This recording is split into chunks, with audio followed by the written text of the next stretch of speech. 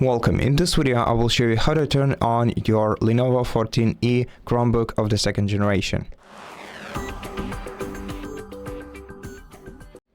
So, to turn on your laptop, you just have to short press the power button in the top right corner of your device's keyboard.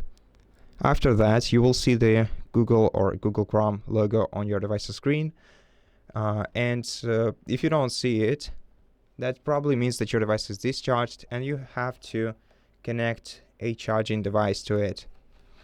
After that, just sign into your Google account by entering the PIN code. And that's basically it. Thank you for watching this video. If it helped you, please consider subscribing to our channel, leave us a like and a comment below. And I'll see you in the next one.